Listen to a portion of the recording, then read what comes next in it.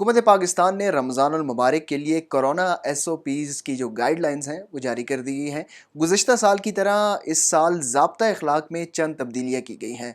नई गाइडलाइंस के मुताबिक 50 साल से ज़ायद उम्र के अफराद को और बच्चों को मस्जिद ना आने की तलकीन की गई है, जबकि नज़ला, खांसी और ज़ुकाम की शिकायत की सूरत में मस्जिद के बजाय घरों में ही नमाज अदा करने की ताकीद की गई है। नई गाइडलाइंस के मुताबिक मसाजिद में वज़ू करने पर पाबंदी होगी, जबकि सहन वाली इबादत गाहों में हॉल के बजाय सहन में बाजुमात या इनफरादी नमाज अदा करने की ताकीद की गई है।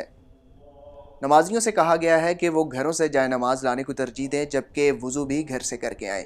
इसके अलावा मसाजिद में नमाज फ़र्श पर अदा की जाएगी, किसी किस्म की दरियाँ और कारपेट बिछाने की इजाज़त नहीं होगी। गाइडलाइंस के मुताबिक सड़क और फुटपाथ पर नमाज अदा करने की इजाज़त नहीं होगी, जबकि मस्जिद इंतज़ामिया हर नमाज के बाद क्लोरीन मिले पानी से फ़र्श को साफ़ करेगी।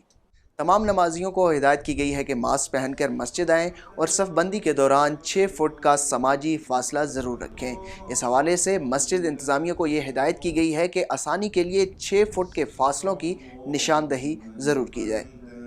कोरोना वायरस की मौजूदा सूरत हाल के पेश नज़र शहरियों से ये कहा गया है कि वो घरों पर ही एहतिकाफ करें, जबकि मसाजिद में सहर और अफ्तार का एहतमाम ना किया जाए।